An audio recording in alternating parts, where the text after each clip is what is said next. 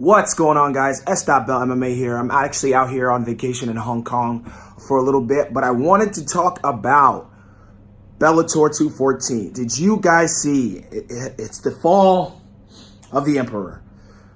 Fedor Emelianenko got taken out in under a minute by Ryan Bader, who is now the double champ in Bellator, the first double champ that Bellator has ever had. He's the light heavyweight and the heavyweight champion. Major win for him. It was a huge fight. It was super fast. And initially I thought the stoppage was a little bit early, but it's really just that Fedor can't take those hits the same way he can. And it looks like after that fight, Fedor ended up being released by Bellator. That may be the last we saw of the Emperor. We hate to see him go out like that, but that is the way the MMA game goes, especially when your thing is trading with other guys. And with Fedor, he's okay taking those shots and then giving them out 10 times more. And it just so happens that this time around, he wasn't able to take it. Congratulations to Ryan Bader on a fantastic run through the Grand Prix and major win. One of the fights I've always wanted to see was Ryan Bader and DC. They didn't ever get the chance to go at it when they were both in the UFC. Who knows what is next for Ryan Bader and what he's going to be able to do now that he's a double champ, and he's going to have the opportunity to defend both those titles, which a lot of double champs have not done. Shout out to DC. Aaron Pico got taken out by Henry Corrales. Oh my God. He put that man's lights out. That was a crazy fight. Again, another first round finish. I think Henry Corrales has become one of my new favorite fighters.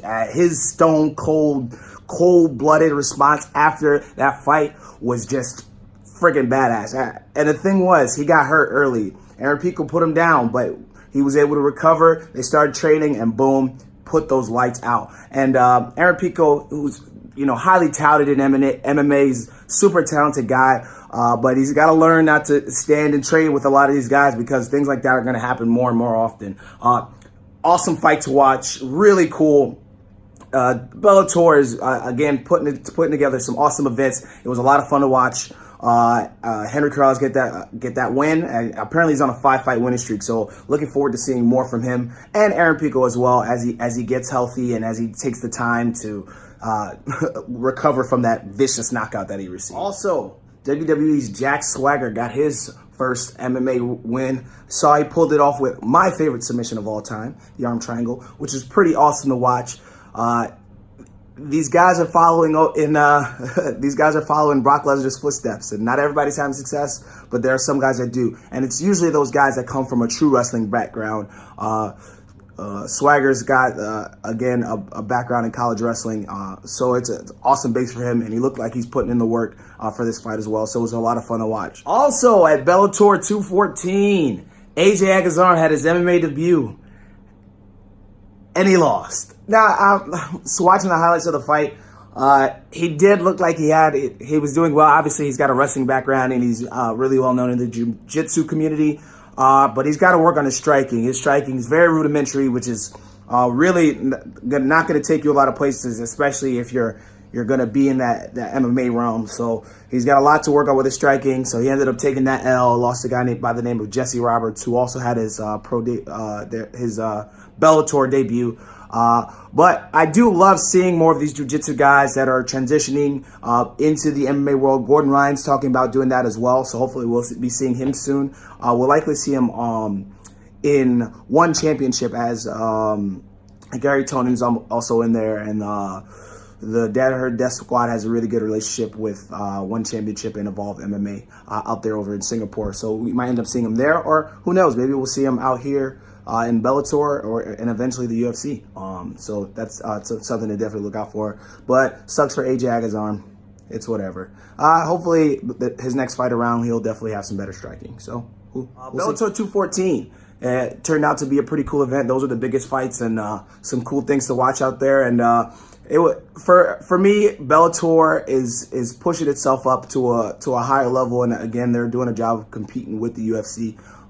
Looking forward to the welterweight Grand Prix actually as well, that they've got fights coming up for. We finally get to see the true skill of Michael Venom Page. He's going to be fighting Paul Daly, and there's some other cool fights that they got coming up. We're going to see Rory McDonald back in there. So you guys definitely look out for that. Conor McGregor, Khabib Nurmagomedov have received their suspensions. Khabib got 9 months. Conor got 6 months. Khabib got a $500,000 fine. Conor got a $50,000 fine.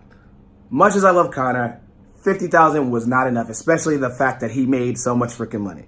They probably should have, I would have said, fined him a little bit more. I feel like the suspension time frame was fair. According to ESPN, Khabib will likely get a lesser suspension if he does an anti-bullying operation campaign with the Nevada State Athletic Commission, and so he'll end up probably getting six months too. But Brian Okamoto, is that how you say his name? Brian Okamoto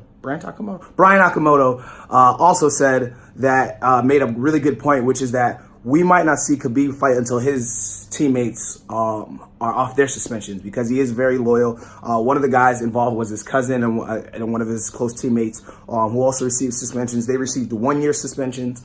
So what might end up happening is we might not see Khabib fight until November, December, but it's looking like Conor will be back a lot sooner. I believe he's eligible April 6th or 7th or something like that.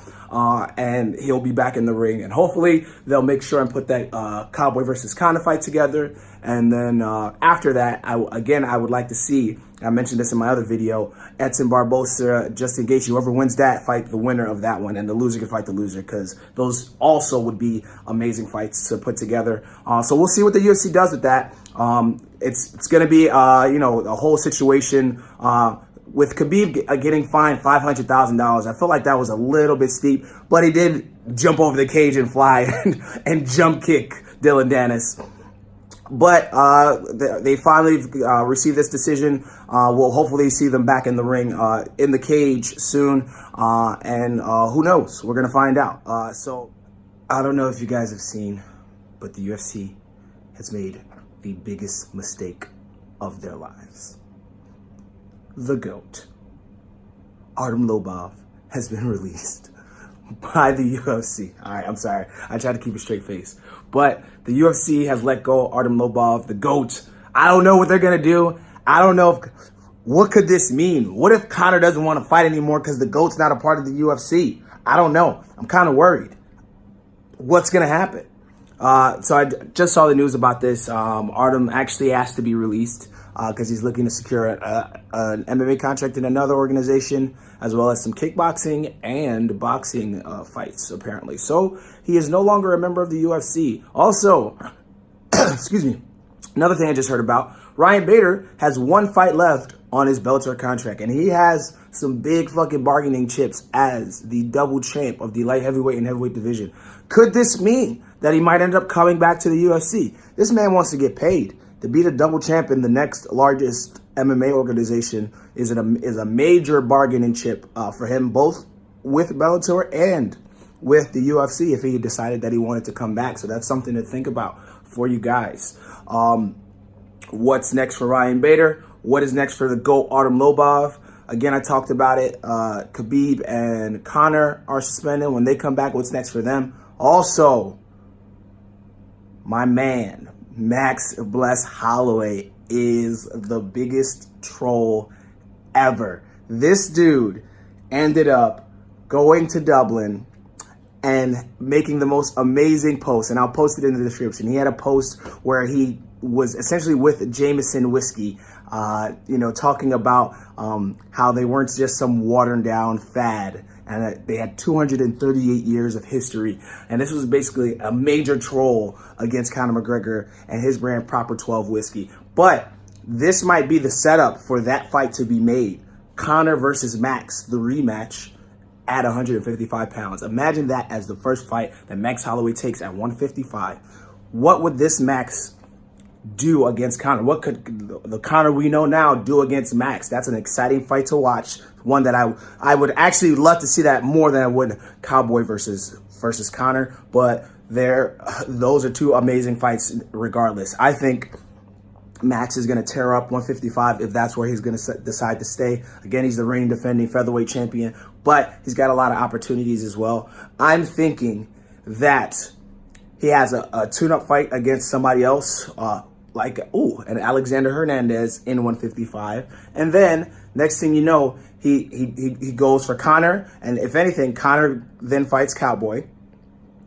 Then the winner of that fights Max. And then the winner of that is fighting for the title. And then again, we can't forget about all the other guys in the 155-pound division that are there freaking ready to tear it up. Again, Al Iaquinta had a huge win. Justin Gaethje and Escobar both are about to fight. There's a lot of fights that have the potential to start brewing in that division, and it's really crowded in that fucking division. And this also might very well be grounds for the UFC to truly consider opening a 165-pound division, just because of how talented and how deep the 155-pound division is.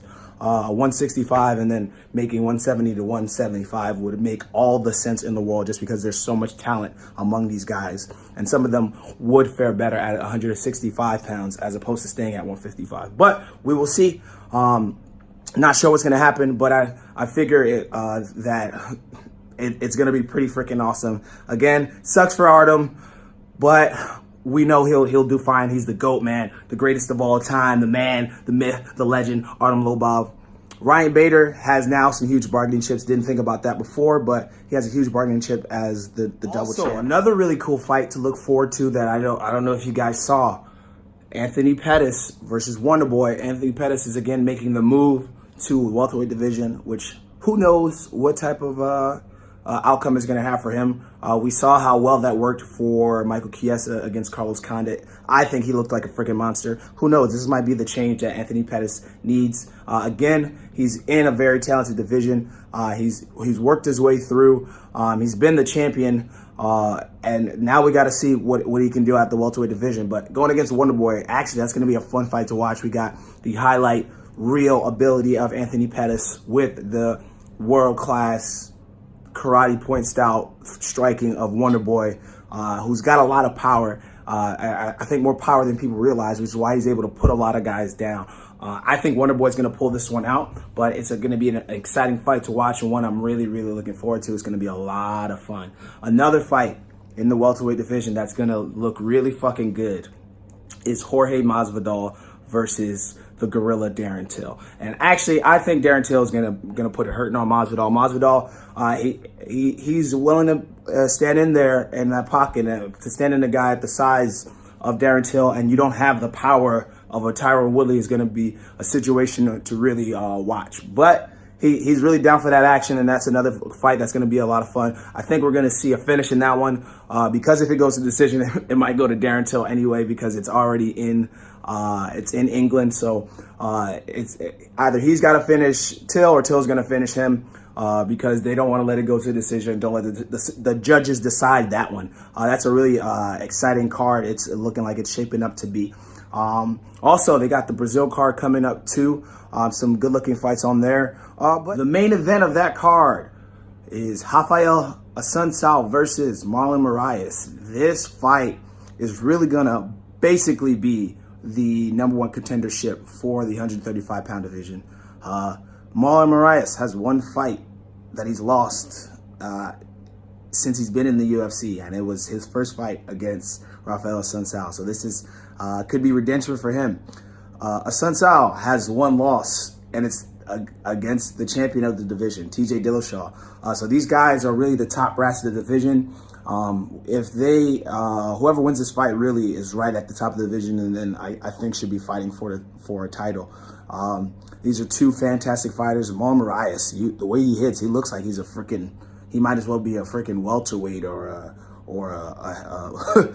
middleweight or something. The way he's got power, you see the way he hits, and he's super ripped, super jacked. He's a very athletic guy. He's got a lot of amazing kicks. He took down Jimmy Rivera and Aljamain Sterling with kicks as well. So that's the main event there, and it's going to be pretty sick to watch it and see that. The co-main event, Jose Aldo versus Renato Moicano. I actually, I've said this a lot of times before, people have to watch out for Renato Moicano. He lost to Brian Ortega, but I feel like this guy is really one of the best guys in the division. He's a very quiet guy, doesn't talk a lot, which is why we maybe haven't seen as much of him. But when it comes to that 145-pound division, I think if if Max ends up leaving, if Brian Ortega doesn't become the champion, then it's going to be Renato Moicano. Those two guys are super talented, great on the ground, really good stand-up. Moicano's got the size, which I think is going to give Jose a lot of problems, and I think Renato's going to pull this one out. I didn't give you guys my pick for Assunção versus Moraes. I think Moraes is going to win this one, but it's any man's game with when you got two guys that have knockout power and that can finish fights at any time. But I'm going with Moraes and I'm going with Moicano in those two events. So again, that Brazil card is looking like it's going to be a lot of fun. It's going to be very, very nice to watch, and it's going to be really, really cool. But that's it for now. I'm just so much stuff I got to catch up on, and I wanted to put it out there. I'm probably going to just turn this into one of the podcasts, because I'm talking about 10 different things. So I'll probably just bunch this all together instead of putting out a whole bunch of videos. But it's your boy Sdotbell MMA, and I'm out. Peace.